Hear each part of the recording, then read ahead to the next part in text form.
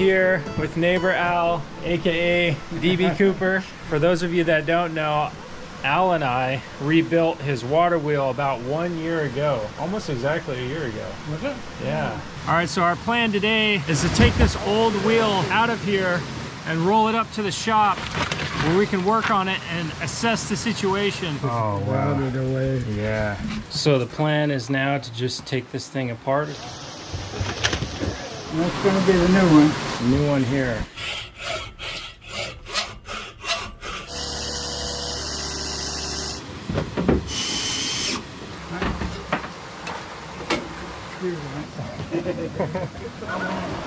Oh, lined up pretty good. Connected. All right, open the floodgates.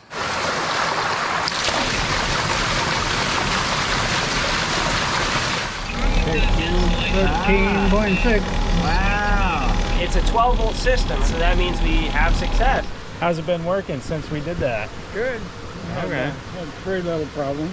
Okay. We can go over them. I'll show you. So Al's original water wheel was a wooden spool and it rotted out over time, but Al acquired a plastic spool, and so that's what we used to replace the wooden one with. So here it is.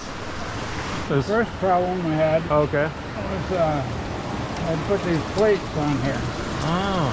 Which is a hole behind there, and the water was shooting out, which is not a problem on this side, but on the other side it was shooting out right on the chain and getting the chain wet, and that wasn't good. So I blocked both those out, and then ran it for a while, 2 days, and a bolt fell out. Bolt fell out right here. This bolt, one, I don't know which end it was, but one of them fell out. It was at night. I heard it start clunking and making all kinds of nasty noises. So I came out and shut it off, and I didn't even look at it to see what was wrong for a couple of days because it was wet and rainy. But I thought it might be something serious. I didn't want to look at it. Yeah. But anyway, when I finally did, it was a bolt fell out. And found the bolt and the washer down there in the water. I never did find the nut. Took it out and I turned them around. We had the head used to be on the outside to make it look better. And I turned them around and put double nuts on there to lock it. And then yeah, I see you got 2 on there now. Yeah. And then I got some industrial glue put around before I tightened it down. And that seems to be holding really good. So you glued both sides of that. Yeah. The original chute here fell apart. Yeah. So I put this heavier one in. And it works great now. I got the pieces of the old one up in the garage, I'll show you. Okay. So this is the old chute right here? The old chute just disintegrated. All this stuff is down in the bottom of the creek. Oh man. I remember when you first installed that, you did a really good job of like making it the right angle and everything, so it's kind of a shame that it didn't make it. Yeah. The new one's better now. Yeah. Is that an old construction sign? Yeah. And before anybody accuses me of stealing road signs, I had a friend that worked for the Department of Transportation restoring damaged signs. Oh. And some of them were too far gone to restore, so I had several that he gave me. Was this an added modification when you put that sign in there? Well, the water was shooting out a little bit this way, so I put that in to hold this. To guide the water more over towards the center of the wheel. Right. And some people suggested we need covers on the ends here so the water doesn't shoot out so much. Yeah. And that's coming. Next project maybe. But it's kind of hard because every piece is different. These bumps, and you have to kind of make a custom thing, I think. Yeah, that. Putting a plate over, I don't know. I suppose that would work. Right. It shoots out quite a bit. Yeah. I don't think it hurts the efficiency that much. And several people mentioned these were going to get rusty. Yeah, they're starting to change color a little bit. Yeah. Here's a spot here. Oh yeah. A bit rusty. Yeah, right there. I think it'll be good for a couple of 3 years. Yeah. And next summer when it gets nice and dry, I'm going to paint them, spray paint. And then it won't be that hard to replace. Yeah. We'll replace them with something better when they rust through. So you got this piece of wood on there just to protect it from the... Keep the water off of the chain, the rainwater. Right. And your platform's holding up? Yeah, it's nice and solid. I can stand on that and spray lube on the chain or whatever I need to do. Are you still thin enough to fit through that opening over there? Yeah, so far. Oh yeah, look up the date of the original. When it first started generating power. It was 1996. In the winter I only do this in the dark about 9 or 10 at night in the rain. Come out here and hang over and close the thing.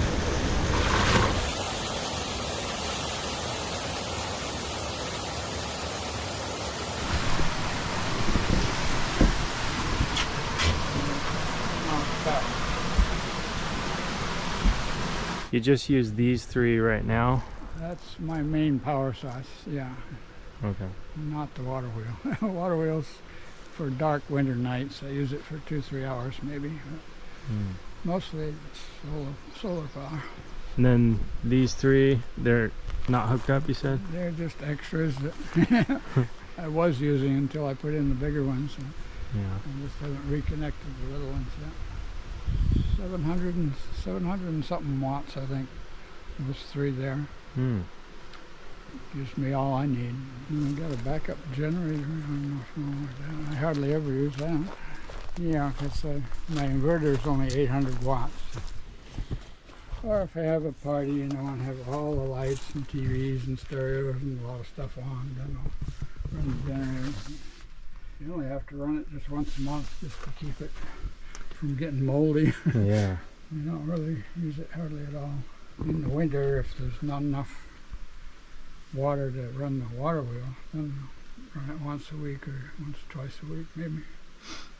Very rarely. How long have you had this generator here? A long time, maybe 30 years maybe. Wow. I don't know, 25 years.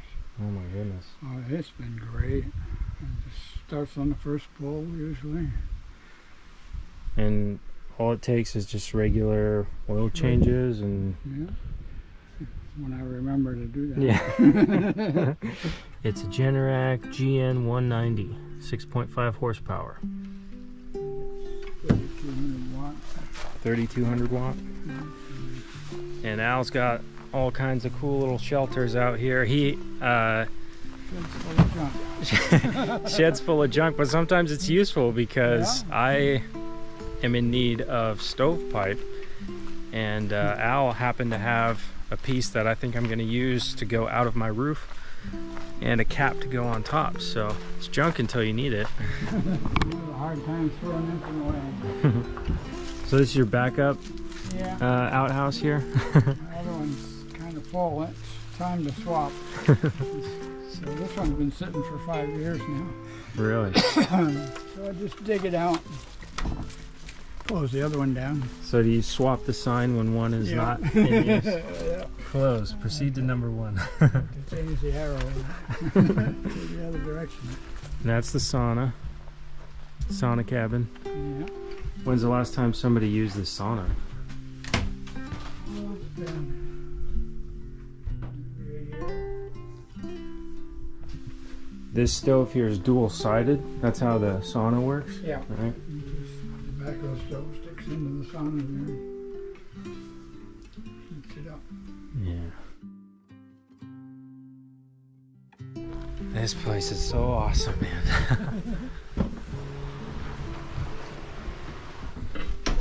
So this is what they would call the charge controller. Charge controller. Yeah. That's what I was trying to think of. Right. These are the ones to the roof. Oh yeah. So one's input, one's output right there. And the bottom ones, these go down into the battery bank. And it's just 4 golf cart batteries? Yeah. Vented to the outside so I don't get gases in the house. And you got your records here? I try to keep it a record of when I filled it. Sometimes it'll go a year and I'll forget. I think that's what hurt a couple of my batteries. I forgot they got too low. This is when I replaced them. New batteries. They last about 10 years. So you got your charge controller, batteries. What's this here? And then from the batteries, wires up here, this is the inverter. Converts the 12 volt into 110. A couple breakers on this side, right? Yeah, when the generator's running, then I flip on this. This is a battery charger that will charge the batteries from the generator. Oh, I see. And this is the 110 breakers. And is this the main shut-off for everything here? Let's see, that's... I think, yeah. I forget what all these things go to. This is a 12 volt shut-off. That must shut off the house power. Under here I have a transfer switch. If I'm going to run the generator, I can flip that over and then the house power will come directly from the generator. Normally where it is now, the house power will come from the inverter. It's a nice setup you got here, Al. Yeah, I get confused. I keep adding things in it. What does it go to? I'm learning that up at my place. I keep changing things with the electrical setup. Pretty soon I want to wire or rewire the cabin, and I know how it is because it's different when you've got the generator running as opposed to this, and there's specific tools that you want to use in different scenarios, so you got to change things up. So I can totally understand why there's so much going on here.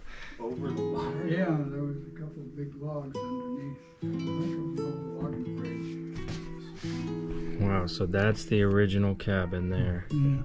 That was on the property. You can see it was over the creek. December 77. That's when I bought it. A lot less trees. Oh yeah, you can see how it was. They'd logged off the alder, all the alder, just before I bought it, I think. Putting it together. This is the original water wheel here. This was up here above the old cabin, upstream. And it was just a paddle wheel. It didn't have like buckets or anything. And they built a plywood dam, filled it in with rocks underneath there. So this table right here, table with a view, is that the logs hollow in there? Yeah. Right here. Oh, that's the table right there. The table. You used to look right down through there and see the creek. Oh, no way. Yeah, because the creek ran under. Wow, that's so cool. It was famous. There's talks about that still. The famous table with the view. Yeah. And there was one guy sitting here. There was a bench around it. We were a bunch of people sitting around eating chicken. And he was lifting up the glass top and throwing the chicken bones down. Thinking he feed the fish or something. But he didn't know I had another piece of glass on the floor that the table was sitting on, so they were just going down and they didn't make it to the creek. Oh my goodness. Oh, Eruption. Wow. That's a Mt St Helens eruption? Yeah. Up on top of the ridge up here. Oh, yeah. We sat up there and watched it. So what's your average daily energy consumption look like when it comes to electronics? Close to zero. Really? Well, I'm eating breakfast. Usually I have a laptop on and a radio. And then I don't use anything until 5 or 6 at night. And I have the laptop on, I watch the news, and when it gets dark, I have a few lights. Less than 100 watts, usually at any time. Once in a while, I'll watch the big screen TV upstairs. The batteries will still power that for hours. So those You know, 3 solar panels on the roof, yeah, they pretty much give me everything I need. just lights and keeping the laptop charged, and Yeah. that's about it. Mm-hmm. Because your water is It's gravity. all gravity fed, no water pumps. All the heat is all wood, and cook with wood, and refrigerator is propane. How big's your tank, your propane tank? Did you see the They're 7 gallons. 7 gallon. I only keep a spare one.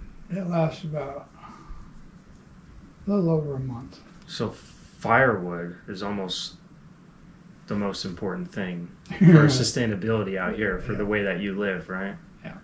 This is your cookwood here? Yeah, that pile just came from along the side of the driveway a couple of weeks ago. 40 acres worth of down trees. They're falling down faster than I can cut them up. I've got a lifetime supply. I don't have to cut any live trees ever. Alder trees, mostly, that you use for Mostly down? alder, yeah. I've lost a couple of good-sized cedars this year and some hemlocks. You can stop most any one spot and get a truckload. Yeah, the only outside connection I have is a landline for my phone and laptop. Other than that, no other utilities. Cheap living. Love the way you live out here. It's pretty cool. I like it. I hate even going to town once a week for groceries. It's hard to do. Yeah. I'm lucky if I even make it to the mailbox a couple times a week. Yeah, once you, even just me staying at my cabin, if I stay up there for a week, I can understand why you say it's hard to go to town. Is everything feels so congested and lots of people and it's loud. And what kind of fish have you seen in the pond? The only ones I've seen are cutthroat trout. Really? There's some good sized ones. They were 12, 13 inches, some of them. You ever caught one? No, I don't fish. They're my pets. Yeah. I feed them hot dogs once in a while. Or slugs. I like to flick slugs out there. Oh. Slugs aren't too bad, they'll eat those. Beavers, mink, and otters, kingfishers, big blue heron. Finally saw a bear after 40 years. Took you 40 years to see a bear out here? Yeah. Wow. Ran right along the bank over there a couple of years ago. Really? Yeah. Black bear? Yeah, it was kind of a small one, probably a female. I was out on the lawn and I said, "Wait, slow down, let me get my camera." And she just kept right on trucking. Wow, that's pretty amazing that you haven't seen one in that amount of time. I knew they were around. Yeah. So far, the only one thing I haven't seen is a cougar. Patrick's got them on his trail cam. So, Yeah. And I knew they were around. They're stealthy. Yeah. Probably only out at night. So this right below me is Al's spring. This is where he gets his water for his house. Oh yeah. Nothing like fresh spring water. So it comes right out of the ground right there, and Al's got a pipe sticking up with a little pond going on there, and it just pops out the other end of the pipe. And he keeps these cups up here, so when you go for a walk to the spring, you can get some fresh water. So this stream just goes down to the pond. 3 pipes.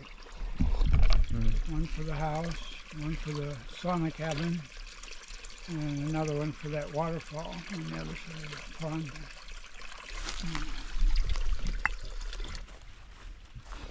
Man, this is a beautiful area in here. Oh my goodness. So this is the winter pond here. Giant maple. That's cottonwood. Oh, cottonwood. Yeah. That's why I left that pile. Cottonwood's not my favorite, but it'll burn once it gets good and dry. This pond, when it's raining hard, it'll get up high enough so it's going over that bank there. Really? Just around the tree. Yeah. And Then does it run down to your runs pond? Down, connects to the other spring. Oh. Yeah. Yeah, you can see the top of the mountain from here. Yep. Yeah, that'd be a good view from up on the hill. Mount St Helens. So there's a better vantage point from the other road up there.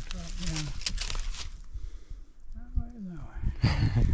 We got teased by the view of the tip of the mountain, so Al and I are wanting to make it to the top to get a better view, but trying to pick which way is the best. Well, this is one way to get it to the top of the mountain. Just go straight up. The shortest way.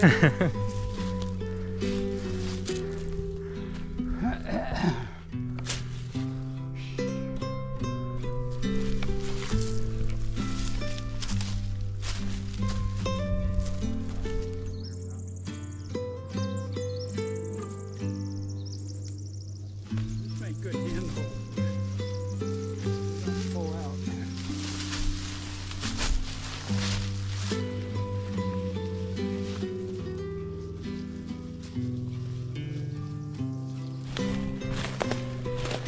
So this is the easy way. That's the easy way. That's the way down.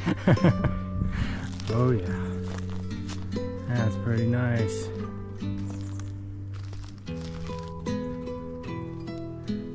Nice job, young man. Yeah. But you could keep up with me. Yeah, anytime you want exercise, come over and run up and down the hill. Al's making me sweat. So after watching this, Al, everyone's gonna want to know what's Al's secret to staying so young and healthy. Doing things like this. Yeah, movement. And cutting firewood. Yeah, I like being outside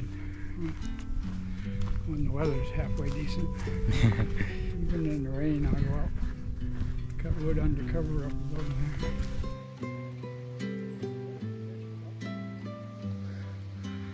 I saw when I had my drone flying, I saw things jumping in the water.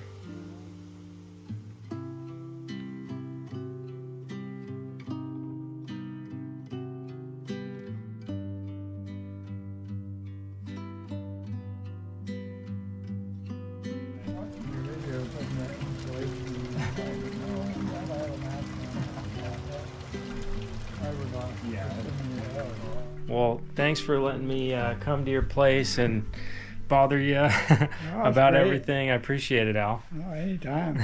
Look forward to the video.